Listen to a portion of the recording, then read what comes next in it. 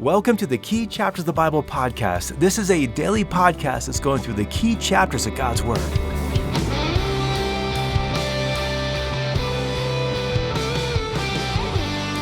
Should we obey our government even when it has restrictive or immoral, illegal laws? Well, we're going to discuss this very question today as we dig into the famous passage in Daniel chapter 6, known as Daniel in the Lion's Den. I'm Russ Brewer, and you are listening to our daily study in the key chapters of God's Word, and today we're turning to Daniel chapter 6. Now, as we work through the book of Daniel and turn to chapter 6, we quickly find out that God's prophecies of Nebuchadnezzar are beginning to be fulfilled. After Nebuchadnezzar died, another ruler came on the scene named Belshazzar. He rose on up. He had a relatively short reign, and he dies at the end of chapter 5. And chapter 6 opens with a new ruler and a new empire. And now we're reading about Darius of the Medo-Persian Empire. Now, at the time, the Medo-Persian Empire was the mightiest kingdom, the mightiest empire in the world. And in this might and in this power, verse 1 tells us that Darius began something of a reorganization project, and he appointed 120 officials called satraps over various districts in his empire. And here's what's amazing. In chapter 5, Belshazzar, remember the emperor who only lived for a little while and had a very uneventful reign? Belshazzar barely knew anything about Daniel. But here in chapter 6, Darius has such a high esteem for Daniel that he appoints Daniel to be one of the 3 governors of the empire. Now, it seemed that Darius had heard about Daniel's wisdom and how he had served Nebuchadnezzar, or maybe how he'd even prophesied of Belshazzar's death in chapter 6. And in all of this, and perhaps for other reasons as well, Darius decides to appoint Daniel as one of the top 3 rulers in the land. And so in verse 20, it says that these satraps, these 120 satraps, were accountable to Daniel and these other governors. Well, the other leaders were jealous of Daniel's success, and they began to look for ways to bring him down. First, they looked for any kind of corruption in his life that they could pin on Daniel.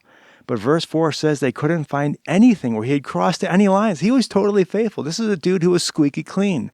And so they realized in verse 5 that the only way they're going to bring down Daniel was by concocting some scheme where Daniel's obedience to the laws of God would bring about disobedience to the laws of the land. And so Daniel's integrity was so solid, they could count on him being righteous, and then they would just use his righteousness as a way to ensnare him. And so these conniving leaders go to King Darius, and they tell him that they all want to create a law. This is the law where for the next 30 days, I'm just an arbitrary number. Hey, the next 30 days, no one can pray to any other god or any other man except for you, Darius. Now, all this was a lie because they say all of the governors were in agreement with this law. Obviously, Daniel wasn't, and he wouldn't be. And so this is just intended to trap Daniel. Now, Darius doesn't recognize the unintended consequences of this law. No doubt his ego is probably blinded by the possibility that everyone just be praying to him or seeking him. No other God in the land be sought but him. And that's just, depending on what you value in life, that might be pretty cool. And so he agrees to pass this law. And so these wicked schemers are just, again, they're so confident that Daniel is going to break this command because they knew there was no way that one of God's people could go 30 days without praying to him. And so this law just comes on out from Darius, and Daniel is faced with the question, what does he do? Now, many people might be tempted just to give in. After all, it's only for 30 days. Not only that, how many people pray in public anyway? Maybe you could still pray, but just do it in private, don't make a big show of it. Well, that's not how Daniel responds to this law. You see, to obey this law would be sin, obviously that, but it would also be sin for one of God's people to seem like they are obeying this unrighteous law. God's people are to stand and show what God's kingdom laws are like. And so in verse 10, Daniel is very deliberate in how he responds. He's now one of the governors of this land, and yet he's also a follower of the Lord, and he is called by God to show the world how kingdom people live. And so in verse 10, once Daniel knows that the decree has been signed, and just to make sure that his actions are clear to everyone around him, he goes into his place where he lives, and he goes to the windows that were open towards Jerusalem, and he continues his discipline of praying to the Lord 3 times a day. Now, again, this is not new. Verse 11 tells us that this is what Daniel just did. He did it previously. Just how he lived his life is how he walked with the Lord. And so it's no surprise that Daniel is breaking the law. And in verse 11, these malcontents, they see Daniel praying, and they there he is. They catch him breaking the law of the empire. And so they go back to Darius in verse 12, and they say, you have this law, and Daniel broke it, so send him to the lion's den. And then in verse 14, it says, as soon as the king heard this statement, he was deeply distressed and set his mind on delivering Daniel, and even until sunset, he kept exerting himself to rescue him. You see, Darius is like, oh, I don't want to kill Daniel. And he's just looking for what loophole can I find, but he can't find any. Because as much as he's trying to change this situation, all of these other guys are like, dude, the law is the law. You got to obey it or face the penalty. And so finally, the king gives the orders for Daniel to be pretty much executed by lion. And as Daniel is being thrown into the lion's den, Darius says to him, your God, whom you currently serve, he himself will deliver you. It's always nice when you receive a little theological pep talk from the very person who's completely disobeying God in that moment. Now, no response is recorded by Daniel, but in verse 17, the lion's den is closed up and even sealed by the king. Now, on the one hand, this seems kind of heartless. He seems like he's kind of a friend of Daniel, and he's just kind of sealing his fate. On the other hand, this is also a way just to confirm the true miracle about what's going to happen. Now, just to pause for a moment, in my office at church here, if you've ever seen my office, I have a picture on my wall that was painted in 1872. I mean, it's just a print, but it was painted in 1872 by an artist named Britton Revere called Daniel's Answer to the King. It's a really cool painting. If you want to even just pause the podcast, in fact, I encourage you to pause the podcast and just Google Britton Revere's painting, Daniel's Answer to the King. It's a great painting. And I love this painting because it shows Daniel's courage. Daniel's basically in this darkened dungeon. He is surrounded by prowling lions. And just by the pose of the lions as painted in this painting, you can practically hear them growling. And yet Daniel, he's got these lions all around him just kind of growling and looking at him, wary of this guy just standing there. And Daniel is calmly and serenely looking out the window. He's looking out to the Lord and he's trusting God's protection and provision. He's not going to be bothered or terrified by all these lurking lions. He will fix his eyes on God and he will stand in his trust in the Lord. It's just this great painting of this moment as Daniel is trusting God even in the midst of the lion's den. Well, going back to Daniel chapter 6, verse 18 tells us that King Darius has pretty much the opposite reaction. He's basically freaking out. He spends the night fasting. He can't sleep. He couldn't be entertained because he's so worried about Daniel. Now, this is heartwarming because it just demonstrates Darius' concern for Daniel. But it also just shows us that Darius doesn't really know if God's going to protect Daniel. He doesn't really know, and he also, his conscience isn't clear because he's not really sure he's even doing what's right. I mean, here you have an example of someone who is carrying out an unjust law, and even they themselves aren't sure if they should be doing this. Well, at verse 19, at daybreak the next morning, Darius rushes into the lion's den, and he cries out with this troubled voice that says, Daniel, servant of the living God, has your God, whom you constantly serve, been able to deliver you from the lions? Daniel's reply is pretty much, yep, I'm here. I was found innocent before him and also towards you, O king. I have committed no crime. Now Darius is thrilled and has Daniel taken out of the lion's den. And in verse 23, Daniel says is not injured at all because he has trusted in God. Then the chapter ends with Darius returning just that ancient form of justice upon Daniel's accusers. And Darius has all of them and their families thrown to the lion's den. And needless to say, those folks don't enjoy the same protections as Daniel.